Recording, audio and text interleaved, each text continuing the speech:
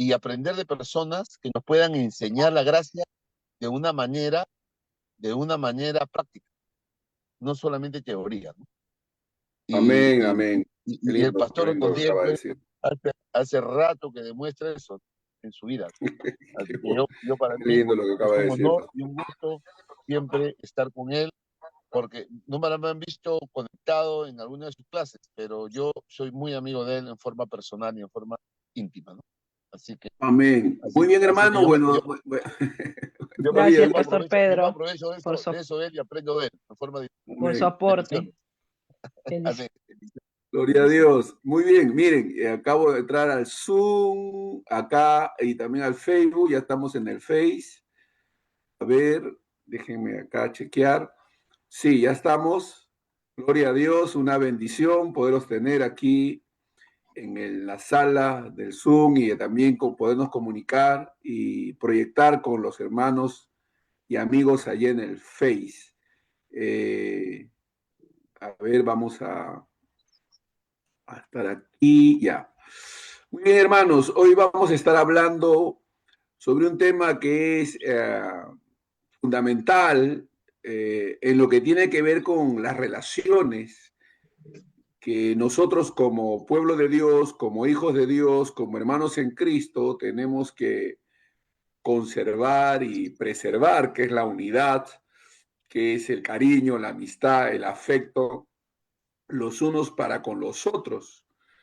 Quizás no nos hayamos dado cuenta, pero en la vida cristiana, uno de los mayores desafíos no es enfrentar las grandes pruebas de fe, sino las pequeñas heridas del alma, esas ofensas, injusticias, palabras hirientes que se clavan como astillas en el corazón. La Biblia, hermanos, nos enseña que es mejor sufrir el agravio. Esta frase se encuentra en Primera de Corintios capítulo 6, versículo 7. El apóstol Pablo utiliza este término. Es mejor, esa es la palabra que utiliza, el adjetivo que utiliza, mejor, es mejor sufrir el agravio. Eso está en 1 Corintios 6:7. Pero definitivamente nuestra naturaleza humana, herida por el orgullo y acostumbrada a buscar vindicación inmediata, tiende a responder picándose, ¿no? Ofendiéndose. Y esa reacción emocional nos impulsa a veces a defendernos, a justificarnos, inclusive a contraatacar. Es algo que nos puede pasar a todos nosotros como cristianos. Entonces, a través de esta lección, mi propósito es abordar con honestidad y profundidad el hecho de que todos somos picones, todos, todos somos picones por naturaleza, pues, y que no hay creyente que no haya sentido el ardor interno de la ofensa. Sin embargo, en Cristo recibimos un llamado radical: renunciar a la venganza, abrazar el perdón y confiar en la justicia divina. Esto es algo que la Biblia nos enseña, que la Biblia misma de manera clara nos muestra, ¿no? A pesar de que sí sufrimos, tenemos, gente nos ofende y también ofendemos, queriendo o sin querer. Ahora, este camino, y como decía el apóstol Pedro, iba a decir el hermano Pedro Dávila, el apóstol Pedro, ya le estoy dando un cargo apostólico a mi amigo Pedro, el pastor Pedro. Pero yo, mientras lo escuchaba a él decir, ¿no? No es un camino fácil para nadie, ¿eh? Este no es un camino fácil para ninguno de nosotros. O sea, esto es algo que va a demandar mucho sacrificio, mucho esfuerzo. Es un sendero glorioso, nos va a conducir a la verdadera paz, pero definitivamente tenemos que tener claro de que no es un camino fácil. Así que Ahora, hay que entender que esto no se trata de psicología positiva, ni tampoco de asumir un discurso motivacional que minimice el dolor real del agravio, no. Tampoco se trata de promover una resignación pasiva, ¿ah? No, hay mucha gente que se confunde. O sea, pastor, tengo que dejar que me pisoteen, que no, no se trata de una resignación pasiva ante el mal. El propósito, hermanos, es mucho más profundo. Es mostrar que el evangelio no solamente nos salva del pecado, sino que nos transforma nuestra manera de enfrentar las injusticias. Ojo con eso, transforma nuestra manera de enfrentar las injusticias. O sea, ya no lo enfrentamos como cuando estamos en el mundo, pues, ¿no? Donde buscamos revancha, nos difaman, también difamamos. No, no. Ya no respondemos ni reaccionamos como el mundo lo hace. La Biblia y a la nueva creación se nos enseña otra forma. Y a la vez nosotros vamos a explorar en la Biblia la enseñanza bíblica sobre este tema, ¿no? El ejemplo de Cristo, las instrucciones apostólicas, la obra del Espíritu Santo en el creyente que decide ceder sus derechos por amor a Dios y al prójimo. Entonces, esta clase va a ser una invitación a convertirnos de picones a pacificadores, ¿no? De picones a pacificadores. Entonces, se trata de tomar una actitud cristiana, reflejar, reflejar el carácter de aquel que siendo inocente, estamos hablando de Jesús, sufrió el mayor agravio. Nuestro Señor Jesucristo sufrió el mayor agravio y él, a diferencia de nosotros, era totalmente inocente. Nosotros somos pecadores. ¿Y por qué hizo Jesús todo esto? Por amor a nosotros. Lo hizo por amor a nosotros. Entonces él estuvo dispuesto a sacrificar. Ahora, hay corazones heridos, pero hay que tener presente que la gracia transforma. La gracia transforma. Entonces, el agravio es una realidad tan antigua como la humanidad. Desde Caín y Abel, ¿recuerdan la historia? ¿No? Ahí vemos la historia marcada por conflictos, heridas y respuestas impulsivas. En la vida cotidiana no hace falta enfrentar grandes persecuciones para experimentar el agravio. Una palabra dura, justa, un malentendido no resuelto, y ya el corazón se enciende con ese pique, ¿no? Que nos tienta a responder de la misma manera. En nuestro idioma, nuestro español, nuestro castellano, nosotros decimos picón, ¿no? Picón, eres picón, ¿no? Para referirnos a alguien que no deja pasar una ofensa, que guarda resentimiento o que busca su revancha, ¿no? Aunque suene coloquial, en realidad es una descripción muy precisa de lo que la carne, nuestra naturaleza caída, produce en nosotros.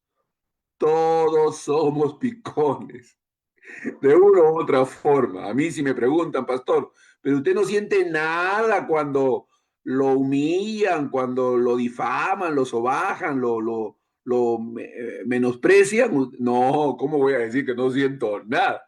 Todo lo que uno siente interiormente es terrible, ¿no? Es algo que hierve la sangre, ¿no? Entonces, incluso los más tranquilos, tarde o temprano, sentimos esa pulsada que nos dice, no te dejes, no te dejes, responde, hazte respetar, ¿no? Todos tenemos esa vocecita adentro, ¿no? El Evangelio, y de eso se trata, nosotros somos cristianos, somos hijos de Dios. El Evangelio introduce una lógica completamente distinta. Y esta es la clave. El Evangelio introduce una lógica completamente distinta. Y de eso se trata, de tratar de encontrar cuál es la lógica cristiana, de qué manera debo responder siendo cristiano ante la ofensa. Fíjense lo que dice Mateo 5:39 y el versículo 40. Es increíble. Miren esta declaración. Y son son vertidas a través de los labios de nuestro Señor, nuestro Salvador. Dice, Jesús dice, al que te hiera en la mejilla derecha, vuélvele también la otra. Y al que quiera ponerte a pleito y quitarte la túnica, déjale también la capa. Wow, esto suena bastante radical, ¿no? Dios mío, Jesús, ¿qué nos estás pidiendo? Entonces, a ver, hay que entender bien. Esto no es una licencia para el abuso, ni un llamado a permitir el mal sin discernimiento. No es eso. No es eso. Es una invitación a vivir desde la confianza en Dios, sabiendo que nuestra vida no se define por el agravio recibido, sino por la gracia que hemos experimentado. Nuestra vida no se define por el agravio recibido, sino se define más bien por la gracia que hemos experimentado, que hemos recibido. Eso define nuestra vida.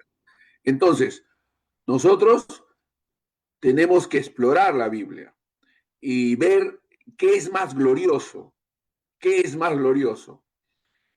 Sufrir el agravio que devolverlo. Eso nos enseña la Biblia, que lo más glorioso es sufrir el agravio que devolverlo. Como el ejemplo de Cristo, ¿no? Que nos inspira.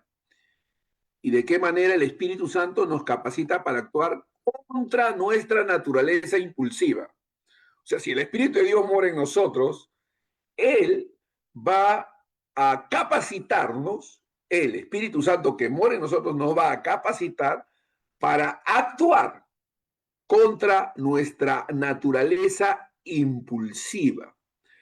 Nosotros vamos a ver cómo esta actitud no solo nos transforma a nosotros, sino que impacta a nuestras familias, impacta a nuestras iglesias, a las iglesias y a las comunidades.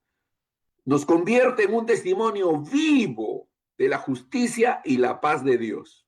Estamos en paz. Entonces, ahora, una vez más, yo me he encontrado con personas que me dicen, o sea, pastor, tengo que humillarme, o sea, pastor, tengo que dejar que me aplasten, o sea, que pastor, tengo que dejar que me humillen, o sea, que pastor, no están entendiendo, porque esto no se trata de una apología a la debilidad o de la debilidad, sino una proclamación, esta es una proclamación del poder que se manifiesta en la mansedumbre.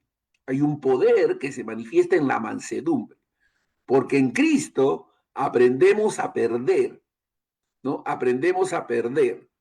Es en realidad, y esto nos da una realidad distinta, que en realidad ganamos eternamente, ganamos. Esa pérdida temporal que estamos experimentando cuando nos humillan, nos maltratan, es una pérdida temporal, porque nuestra ganancia es eterna. Ahora, clarificamos. El pique, el picarnos, es un sentimiento que a todos nos asalta, ¿ya? O sea, no quiere decir que no te sientas mal, que no te sientas indignado, que no te sientas con ganas de revancha. No quiere decir que ese sentimiento no exista o se anule, pero sí puede ser neutralizado. Ojo la diferencia. O sea, no quiere decir que se anule, que no exista, que desaparezca. No, pero puede ser neutralizado. O sea, el picarse, hermanos, es una realidad emocional que todos debemos reconocer, aunque algunos intenten ocultarlo, ¿no? ¿Que tú no sientes nada? No, sí sentimos, ¿no? En la conversación diaria, en las relaciones familiares, en la vida laboral o incluso en el servicio cristiano. Tarde o temprano, algo o alguien nos hiere. Y casi de manera automática el corazón se enciende con una mezcla de enojo, orgullo herido y deseo de vindicación. Esa reacción es lo que popularmente nosotros llamamos picarse, pues, ¿no? Picarse. Entonces, desde una perspectiva bíblica, hermanos, el pique del que estamos hablando no es un simple estado de ánimo pasajero, sino es una manifestación de la naturaleza humana caída. El apóstol Santiago lo describe así, miren, Él dice en Santiago 4:1, ¿de dónde vienen las guerras y los pleitos entre vosotros? ¿No es de vuestras pasiones las cuales combaten en vuestros miembros?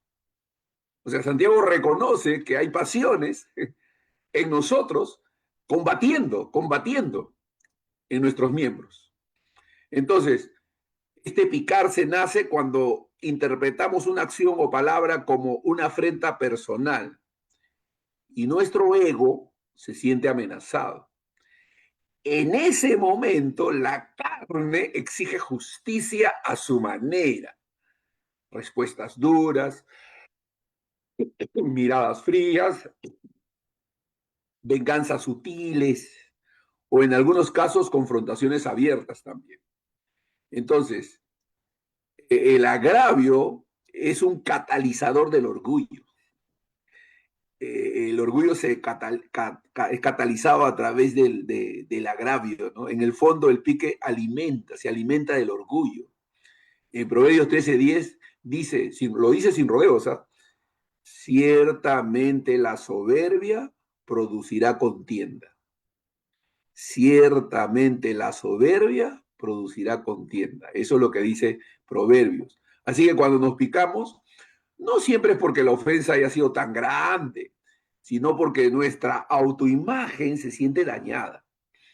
El orgullo convierte una herida pequeña en un conflicto mayor y el agravio se transforma en un peso que cargamos por días, meses o incluso años. ¿Ah? Yo me he encontrado con colegas que por años, el discurso es el mismo, ¿no? Que me hicieron, que esto me pasó, que a mí me traicionó. Yo digo, ¿hace cuánto que 20 años, 15 años, 10 años? ¡Wow!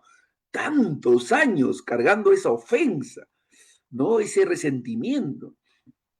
Y la Biblia nos muestra muchos ejemplos. ¿Ah? La historia de Caín y Abel es un retrato perfecto de cómo picarse, si uno no se entrega a Dios, puede degenerar en graves pecados. Dios mismo advirtió a Caín, ¿por qué te has ensañado? ¿Y por qué ha decaído tu semblante? Le dice Dios a Caín. Si bien hicieres, no serás enaltecido, y si no hicieres bien, el pecado está a la puerta. Así dice en Génesis capítulo 4, versículos 6 al 7. O sea, Caín se picó. Caín se picó. ¿Por qué se picó? Porque sintió que su ofrenda fue rechazada. Y en lugar de humillarse y corregir su camino, permitió que la ofensa se convirtiera en resentimiento y este en violencia. O sea, degeneró en eso. Ahora, a nosotros nos pasa porque hay piques en la vida cotidiana, en la vida diaria.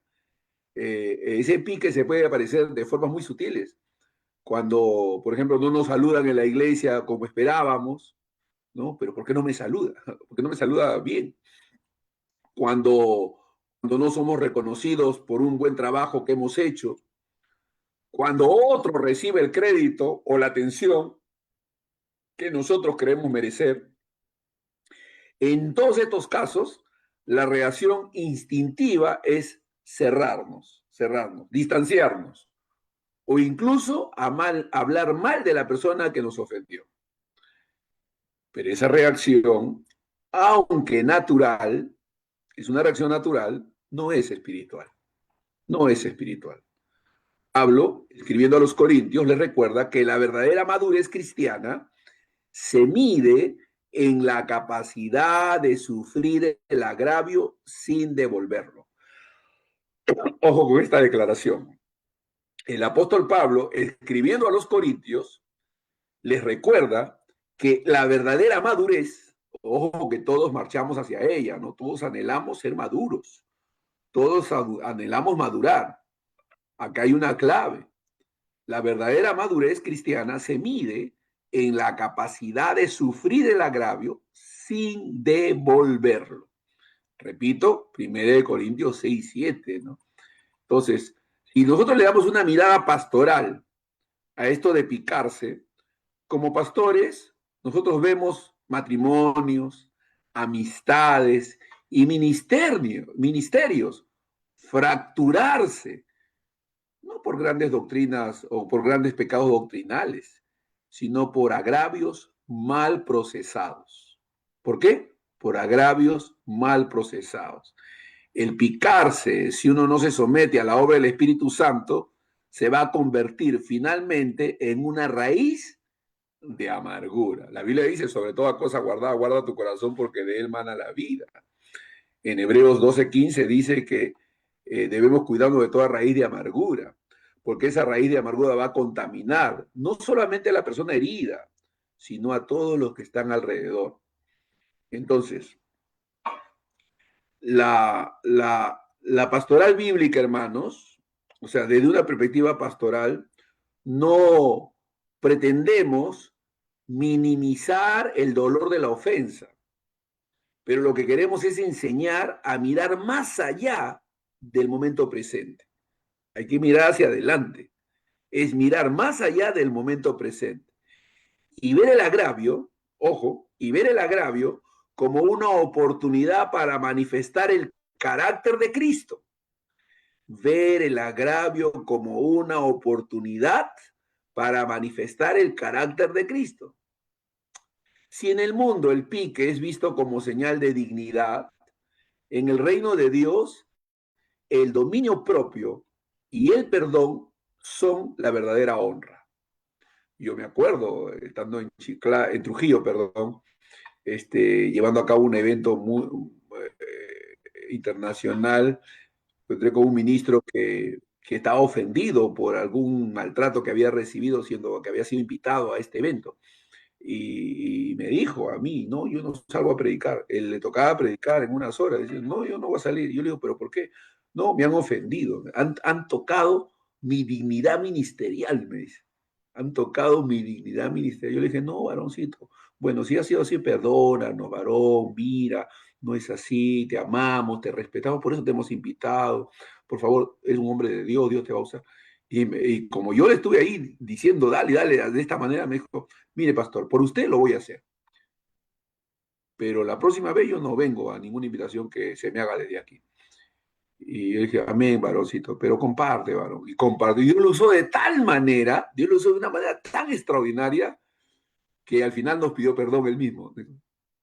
¿No? O sea, el diablo quería neutralizar lo que Dios iba a hacer con él. Pero Dios se glorificó poderosamente porque él decidió compartir y ministrar a través del don que Dios le había depositado, que Dios le había dado.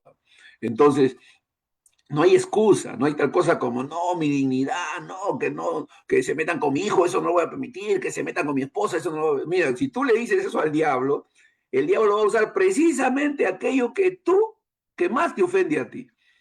Tú le estás dando recursos al diablo, porque le estás diciendo, mira, está bien, yo todo lo puedo soportar, pero si se mete con mi hijo, ahí me van a ver, pero si se mete con mi esposa, ahí me van a ver. No, no. Más bien debe decir, Señor, ayúdanos, protégenos, protege a mi esposa, protege a mi hijo, guárdanos, Señor, pero cualquier cosa que pase, Señor, o suceda, yo voy a estar al frente, Señor, dándote gloria y honor en el nombre de Jesús, para no dejar que ninguna de esas cosas me provoque. Entonces, una clave de lo que acabamos de decir es, todos somos picones por naturaleza, pero en Cristo tenemos el poder de responder con mansedumbre, rompiendo el ciclo del orgullo herido y reflejando la gloria de Dios. Ahora, el orgullo tiene muchos disfraces, ¿ah? El orgullo tiene muchos disfraces. Nadie va a decir soy orgulloso. No, no, el orgullo se disfraza. Uno de los disfraces que tiene el orgullo es el disfraz de la justicia propia. Ojo con eso. Es el disfraz de la justicia propia. Porque picarse rara vez se presenta ante nosotros como orgullo puro y evidente. Más bien suele vestirse con un manto aparentemente noble, el de la justicia propia. Nos convencemos de que no estamos reaccionando por orgullo, sino por un sentido legítimo de defender lo que es correcto. Sin embargo, la Biblia nos advierte que esa justicia muchas veces no es la de Dios, sino la nuestra. Es una justicia propia, pero es una trampa sutil. Es una justicia propia, pero es una trampa sutil. El apóstol Pablo habló con claridad de aquello que dice, ignorando la justicia de Dios y procurando establecer la suya propia. Ahí está. Ignorando, eso está en el libro de Romanos, Romanos 10:13. Ignorando la justicia de Dios y procurando establecer la suya propia, no se han sujetado a la justicia de Dios. O sea, cuando tú quieres establecer tu propia justicia, tú no te sujetas a la justicia de Dios. Entonces, esto significa que podemos actuar creyendo que defendemos la verdad cuando en realidad estamos defendiendo nuestro ego. Cuando alguien nos hiere, el orgullo se disfraza de frases como, no es que yo quiera vengarme, sino que necesito que se haga justicia, dice. O no puedo dejar que me falten el respeto de esta manera. Así, esas son las frases que salen de nuestros labios. Si no respondo, todos pensarán que soy débil y que es como ellos dicen. En el fondo, lo que duele no es tanto la injusticia objetiva, sino que nuestra imagen o dignidad personal ha sido tocada. El ejemplo de los discípulos de Jesús, hermanos, en Lucas 9:54. Después de que en una aldea samaritana no recibió a Jesús, Jacobo y Juan dijeron, Señor, ¿quieres que mandemos que descienda fuego del cielo como Elías y los consuma? Ellos creían que estaban actuando en defensa del maestro, pero Jesús les respondió, ¿vosotros no sabéis de qué espíritu sois? Eso está en Lucas 9:55. Así que vemos que es posible creer que estamos actuando con celo santo cuando en realidad estamos reaccionando con un orgullo herido. Los discípulos querían justicia inmediata, pero no era la justicia del reino. Era una falsa justicia que se alimenta del rencor. Cuando nuestra respuesta al agravio se apoya más en la necesidad de reivindicarnos que en la voluntad de Dios, caemos en una justicia selectiva. Queremos corrección para el otro, pero indulgencia para nosotros mismos. Jesús nos enseñó que la verdadera justicia empieza en el corazón. Miren lo que dice Mateo 5:20. Si vuestra justicia no fuere mayor que la de los escribas y fariseos, no entraréis en el reino de los cielos. Está hablando de la justicia de Dios, no de la justicia humana y natural. Esto significa que la justicia del reino no es vindicativa, sino redentora. Ojo con eso. La justicia del reino no es vindicativa, sino redentora. Ahora, hay un antídoto espiritual poderoso. Dejar el juicio en las manos de Dios. Dejar el juicio en las manos de Dios. Miren, la única manera de desenmascarar el orgullo disfrazado de justicia es aprender a confiar plenamente en el juicio de Dios. Pablo lo resume así. No os venguéis vosotros mismos, amados míos, sino dejad lugar a la ira de Dios, porque escrito está, mía es la venganza y yo pagaré, dice el Señor. Eso está en Romanos 12:19. Esto no implica pasividad, sino fe activa. Es reconocer que Dios ve lo que nosotros no vemos y que su justicia es perfecta, imparcial y eterna. Y que su justicia es perfecta, imparcial y eterna. Miren, en el acompañamiento pastoral, yo he visto que muchas reconciliaciones no suceden porque una de las partes quiere justicia antes que paz. Creen que ceder es perder, pero no entienden que ceder el agravio en manos de Dios es ganar libertad. El verdadero vencedor no es el que gana la discusión, sino el que guarda su corazón limpio delante del Señor. Hermanos, cuando el orgullo se viste de justicia propia, terminamos defendiendo nuestro ego más que la voluntad o la verdad de Dios. La verdadera justicia no busca venganza, sino restauración. ¿Qué es la enseñanza de Cristo? Cristo nos dijo, no resistáis al que es malo. En el Sermón del Monte, recordarán, Jesús pronunció una de las declaraciones más desafiantes para nuestra naturaleza humana. Aquí hay una batalla entre la carne y el espíritu, pues. Lo que nuestra naturaleza carnal demanda y lo que nuestra naturaleza espiritual quiere manifestar. Jesús pronunció una de las declaraciones más desafiantes para nuestra naturaleza humana. Pero yo os digo, no resistáis al que es malo, antes a cualquiera que te hiere en la mejilla derecha, vuélvele también la otra. Mateo 5:39. Estas palabras, hermanos, no son un adorno poético del Evangelio, no. Son un principio radical que confronta la lógica del mundo y revela la cultura del reino de Dios. Sin embargo, para comprenderlas, debemos evitar dos errores comunes. Hay dos errores comunes que debemos nosotros poder evitar cuando estas cosas se presentan. Ser cuidadosos y no dejarnos llevar por nuestro temperamento, nuestra naturaleza carnal. Pues. Miren, hay dos errores comunes. Interpretar como un llamado a la debilidad pasiva, lo cual no es cierto. Yo me encuentro con personas que o sea, que bueno, tengo que humillarme. O sea, tengo que aguantar. Así, ¿no? Es evidente que están heridos, pues están resentidos, sus palabras están cargadas de ese dolor, ¿no? Pero no debemos interpretar esto como un llamado a ser débiles, a una debilidad pasiva. O reducirlas a un ideal imposible e irrelevante para la vida real. Estos son dos errores que cometemos. O sea, de que es imposible lo que el Señor nos está demandando, o sea que yo tengo que resignarme. No, de eso no se trata. Porque el contexto de las palabras de Jesús tienen que ver con lo que la ley decía. ¿Recuerdan el principio de ojo por ojo y diente por diente que aparece en Éxodo 21:24?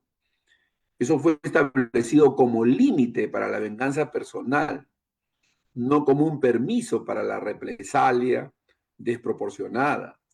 Era una norma judicial que buscaba frenar la escalada de violencia. En tiempo de Jesús, muchos habían distorsionado ese principio para justificar rencillas personales. En ese contexto, Cristo va más allá de la ley civil y se dirige al corazón del creyente. La respuesta al mal no debe ser la imitación del mal. Qué precioso. La respuesta al mal no debe ser la imitación del mal. O sea, no debemos responder a lo que la gente hace. No resistir significa, hermanos, ¿no? Que de ninguna manera significa ceder al pecado, ni tolerar la injusticia estructural. Significa no responder con el mismo espíritu del ofensor. De eso se trata. Sí, voy a actuar frente a la ofensa, pero no voy a responder igual. No voy a responder ofendido, con ese mismo espíritu con que me están atacando. Es decir, Jesús no está hablando de la defensa legítima en caso de violencia extrema, no está hablando de la defensa legítima en caso de violencia extrema o de la justicia social ante crímenes graves. Está hablando de la vida personal y las ofensas cotidianas, esas que hieren nuestro orgullo y nos invitan a devolver la ofensa. En palabras sencillas, no caigas en el juego del agravio. Eso es lo que el Señor nos está enseñando. No caigas en ese juego, en ese círculo vicioso de ofender y terminar respondiendo ofendiendo. No caigamos en ese círculo. La segunda mejilla es una respuesta que desarma. Cuando Jesús está diciendo, devuelve también la otra mejilla, nos está enseñando a romper el ciclo de la hostilidad. Nos está enseñando a romper el ciclo de la hostilidad. En un mundo donde la venganza es vista como fuerza, Él nos muestra que la mansedumbre controlada por el amor de Dios es más poderosa que cualquier represalia. ¿Recuerdan lo que dice en Proverbios 15:1? La blanda respuesta quita la ira, mas la palabra áspera hace subir el furor. Es decir, el agravio no se detiene más con más agravio, sino con una respuesta que viene del espíritu y no de la carne. Nosotros vemos ejemplos en la vida de nuestro Señor. Nuestro Señor mismo vivió esta enseñanza en carne propia. Mire, Pedro 2:23 nos dice que cuando nuestro Señor fue arrestado injustamente, no pronunció amenazas. No pronunció amenazas. Cuando fue escupido y golpeado, no devolvió la ofensa, sino que guardó silencio. Incluso en la cruz oró: Padre, perdónalos porque no saben lo que hacen. Pablo mismo dijo: muchos me han desamparado y otros me han abandonado, pero el Señor no les toma en cuenta esa falta de eso, ¿no? Entonces, este no es un estándar inalcanzable, sino el modelo que nos llama a seguir sus huellas. Miren, en la consejería cristiana, yo he visto cómo matrimonios, amistades y comunidades enteras pueden sanar cuando una de las partes decide conscientemente no responder con dureza. A veces un acto de mansedumbre abre más puertas para la reconciliación que 1000 argumentos defensivos. No resistir no es ser indiferente, es ser intencional en la gracia. Es decirle al ofensor: mi reacción no depende de tu agravio, sino de mi identidad en Cristo. Yo me encuentro con personas que, wow, son groseros, son ofensivos, son irrespetuosos, pero igual hay que saludarlos, hay que amarlos, hay que bendecirlos. La enseñanza de nuestro Señor de no resistir a que es malo no es debilidad, hermanos, es fortaleza espiritual. Es la decisión consciente de romper el ciclo del mal con el bien, ¿no? Nuestro ejemplo supremo es Cristo. Jesús, hermano, nuestro Señor sufrió el agravio sin responder con mal. En el corazón del Evangelio hay una verdad que conmueve y confronta. Escuche, Jesús, siendo inocente, sufrió el mayor agravio de la historia y lo hizo sin devolver mal por mal. Si hablamos de aprender a soportar ofensas, Él es nuestro modelo supremo. Ningún otro ejemplo en la Escritura se acerca a la perfección de su mansedumbre, su dominio propio y su amor hacia quienes le herían. El Mesías cayó ante sus acusadores. Isaías así lo había profetizado siglos antes. Isaías 53:7 dice: angustiado él y afligido, no abrió su boca. Como cordero fue llevado al matadero. Lo más difícil es guardar silencio, hermano. Mire, el orgullo, la ira, se manifiestan a través de declaraciones. El resentimiento se manifiesta a través de declaraciones. Yo me acuerdo, les testifico, hace muchos años atrás, un pastor hizo algo inadecuado y lo hizo contra mí.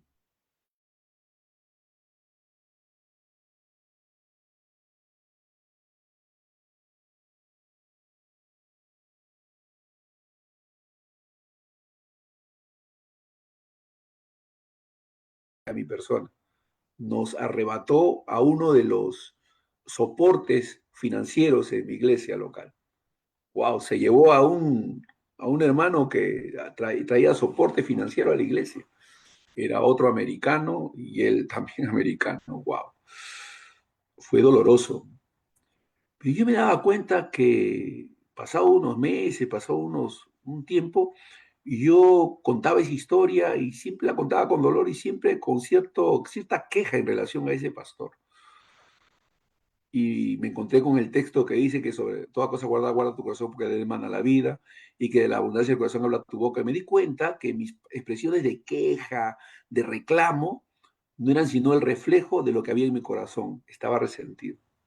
Tomé la decisión, lo perdoné. Dije: Señor, lo perdono, no más voy a quejarme, no más voy a mencionar esta historia, Señor, lo dejo en tus manos. Tú eres nuestro proveedor, tú eres nuestro bendecidor. Gracias, Señor. Amén, Señor. Lo dejo ahí. Wow, qué tremenda liberación. Qué tremenda liberación. Porque de la abundancia del corazón habla la boca. Tú puedes conocer tu resentimiento por tu declaración. Tú puedes conocer tu resentimiento por tu declaración. Cuando estás hablando mal de alguien, ya hay algo en tu corazón que no está bien. Jesús dice que no abrió su boca. Como cordero fue llevado al matadero. En su juicio injusto, Jesús escuchó calumnias, burlas y falsos testimonios. Él podría haber respondido con la verdad absoluta o incluso con un acto de poder divino, pero eligió callar. La clave es guardar silencio, callar, callar. No por debilidad, no por debilidad. Jesús no era débil, sino porque su misión no era ganar una discusión, sino cumplir el plan redentor del Padre. Entonces, ¿qué hace el amor? ¿Qué hace el amor, hermanos? Eso, el amor responde orando por los enemigos. En la cruz, cuando los clavos atravesaban sus manos y pies, Jesús pronunció palabras que desarman cualquier argumento humano.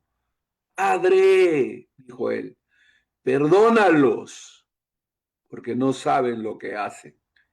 Eso está en Lucas 23:34. Nuestro Señor estaba siendo crucificado de manera injusta. Lo clamó, él oró por sus agravadores, por la gente que le estaba haciendo daño. Él no esperó que pidieran perdón para concederlo. No puso condiciones, no exigió, ni exigió reconocimiento previo. Extendió gracia en medio del dolor. Esto es el agravio absorbido por el amor perfecto. El poder, la gracia, es no devolver mal por mal. Pedro, que fue testigo de todo, escribió años después, quien cuando le maldecían no respondía con maldición. Cuando padecía no amenazaba, sino encomendaba la causa al que juzga justamente. Primera de Pedro 2:23. Aquí está el secreto.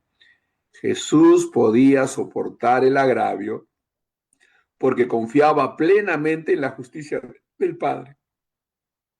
No necesitaba defender su honra porque su identidad no dependía de la aprobación humana. No necesitaba defender su honra porque su identidad no dependía de la aprobación humana. Esta es la lógica, hermanos, en el reino de Dios. Es una lógica inversa al mundo. El mundo que nos enseña que el que se deja pierde. Hay que poner a la gente en su sitio. ¿Qué es que nos muestra Jesús? Jesús nos muestra todo lo contrario. En el reino, el que cede por amor gana eternamente. Ese es el principio del reino. El que cede por amor gana eternamente. Su victoria no se manifestó en la fuerza militar, en el aplauso de las multitudes, sino en la cruz, donde la aparente derrota fue la mayor victoria. Donde la aparente derrota fue la mayor victoria. ¿Quién no es atacado? ¿Quién no es calumniado? ¿De quién no se piensa mal? Todo esto lo sufrimos. Aleluya, todo esto lo sufrimos todos. Son injusticias. Pero seguir el ejemplo de Cristo no es algo que nuestra carne pueda hacer naturalmente. Pues esto no se le puede pedir a los mundanos, a la gente inconversa. Lo que estamos hablando no es una demanda a los mundanos. El mundano no puede, pues, no tiene la naturaleza divina morando en él, no ha nacido de nuevo, no es creyente. Este es para el creyente, para el Hijo de Dios, para el regenerado. Nosotros sí podemos. ¿Por qué? Porque nosotros tenemos la naturaleza de Dios. Amén. A nosotros se nos ha impartido la naturaleza divina. Nosotros tenemos al Espíritu Santo morando en nosotros. Dios nos capacita para ir contra la carne. Amén. Esta es la obra del Espíritu Santo, quien transforma nuestra reacción, nuestras reacciones. Yo en consejería he visto creyentes que al decidir no responder a un agravio, abrieron la puerta para que Dios actuara en las circunstancias. A veces el silencio controlado es más poderoso que la respuesta más elocuente. No se trata de encubrir el mal, ¿eh? Cuidado con eso, no se trata de encubrir el mal, sino de ceder el derecho de represalia para que Dios sea quien actúe, para que sea Dios quien actúe. Entonces, Jesús no solo enseñó a sufrir el agravio, lo vivió hasta las últimas consecuencias.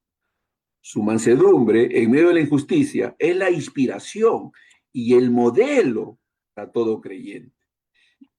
Ahora, el apóstol Pablo nos enseñó que una muestra de madurez es ser capaz de soportar la ofensa. Miren, si Jesús es nuestro ejemplo supremo de mansedumbre frente al agravio, el apóstol Pablo es un modelo práctico de cómo esa enseñanza se vive en el día a día del ministerio y la vida cristiana. Su biografía, la del apóstol Pablo, está marcada por persecuciones, incomprensiones y traiciones. Pero él nos muestra que la madurez espiritual no se mide por cuán poco nos hieren, sino por cómo respondemos cuando somos heridos. Sino por cómo respondemos cuando somos heridos. Oh, hermanos. Pastor, a mí me han estafado. Un colega, un pastor colega, me estafó. Bendito, Dios lo bendiga, Dios lo guarde, que Dios no le tome en cuenta esa falta. Estafó un pastor y se jactaba de haberlo hecho, le contaba a otros. Otoniel es un sonso, un tonto. Ni cuenta se dio. Así lo contaba. Y yo me enteraba. Y yo decía, wow, que Dios lo bendiga. Que Dios lo bendiga. Amén. Amén. Ya. Dejamos ahí esa ofensa, ese estado. Bendito sea Dios. Hay traiciones, hay engaños. Eso es algo común. Pero el punto no es la ofensa, sino cómo respondemos. El punto no es la ofensa, no es la ofensa, qué grande, no, pero ¿cómo es posible? Que no, es como yo voy a responder. Entonces, Pablo no vivió en una burbuja de aceptación, él fue criticado por su apariencia, cuestionado en su autoridad apostólica, acusado de falsedad por aquellos mismos a quienes había servido. A los corintios les escribió en 2 Corintios 13:3, ya que andáis buscando pruebas de que Cristo habla en mí. Había ganado a los corintios y ellos cuestionaban su fidelidad a Dios, su ministerio.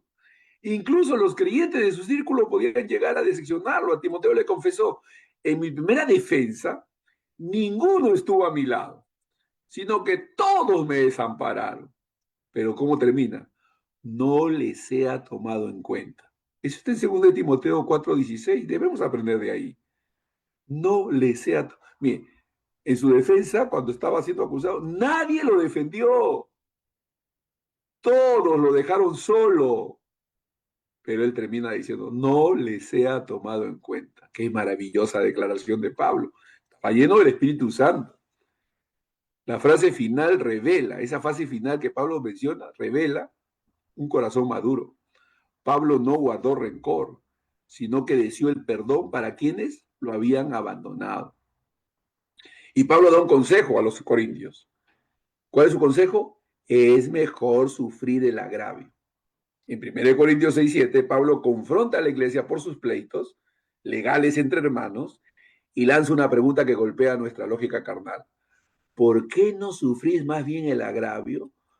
¿Por qué no sufrís más bien el ser defraudados? ¡Wow! ¡Qué extraordinaria declaración de Pablo! Este es un desafío. El mensaje es claro. Para un hijo de Dios, preservar la unidad y el testimonio del evangelio es más importante que ganar un pleito personal, que proteger la reputación nuestra para mantener la reputación de Cristo por encima de nuestra vindicación individual. El secreto de Pablo era vivir para Cristo. El apóstol Pablo podía soportar agravios porque no vivía para sí mismo. Su identidad estaba anclada en Cristo. Con Cristo estoy juntamente crucificado. Y ya no vivo yo, dijo Pablo, mas Cristo vive en mí. Eso está en Gálatas 2:20. Cuando nuestra vida está crucificada con Cristo, el orgullo pierde poder. La ofensa no desaparece, pero deja de gobernar nuestras reacciones. Tenemos que tener una perspectiva eterna. Pablo veía el agravio como algo momentáneo en comparación con la gloria venidera. ¿Recuerdan 2 Corintios 4:17? Porque esta leve tribulación momentánea produce en nosotros una cada vez más excelente y eterno peso de gloria. Esta visión eterna le permitía a Pablo absorber la injusticia sin amargura. Ojo, no se trata de negar el dolor, ni de perder de vista de que realmente sentimos ese malestar, solamente que estamos minimizándolo a la luz de la eternidad, minimizándolo a la luz de la eternidad, porque a la luz de la eternidad todo, hermano, es simple y pasajero. Yo he visto cómo quienes adoptan la perspectiva de Pablo son menos reactivos y más proactivos en buscar la paz. Yo he visto, conozco mis hermanos, pastores, amigos, que soportan un agravio por amor a Cristo. No siempre cambia el ofensor, pero siempre cambia al ofendido.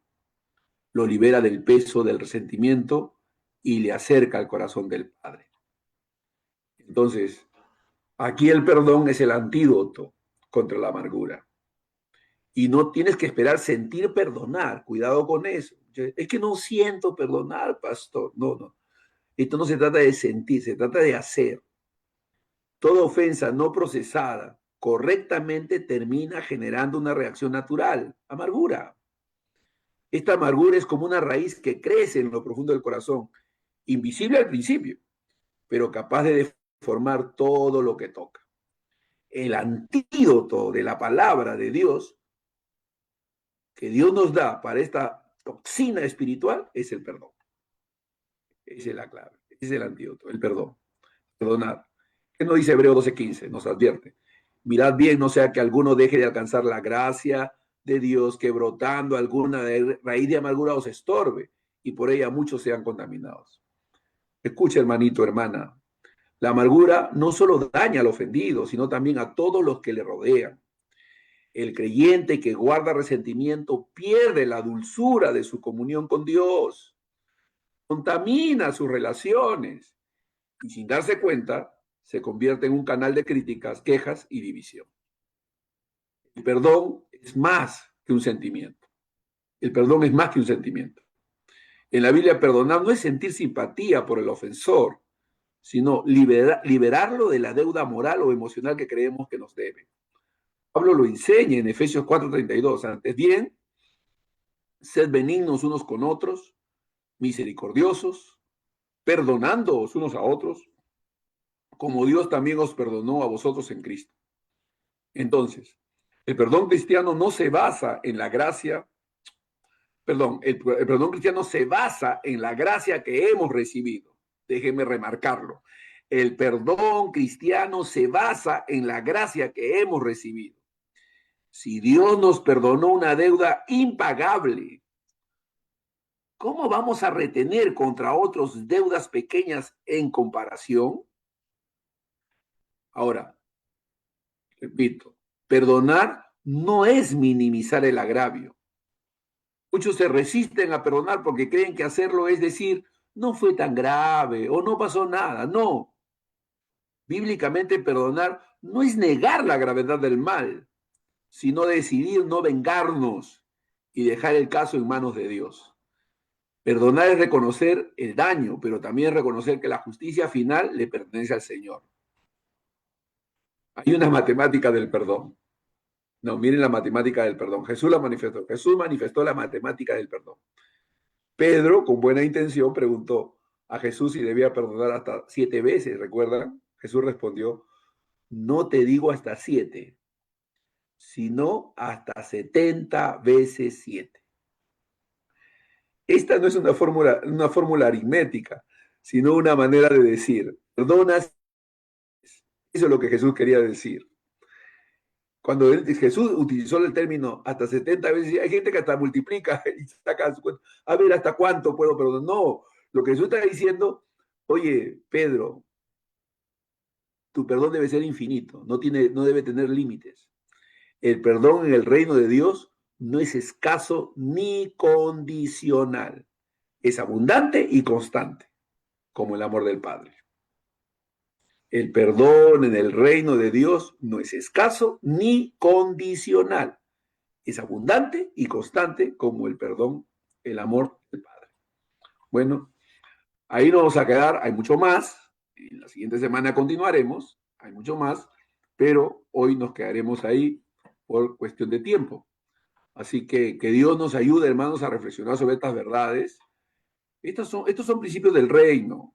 En el mundo no vas a escuchar estos conceptos.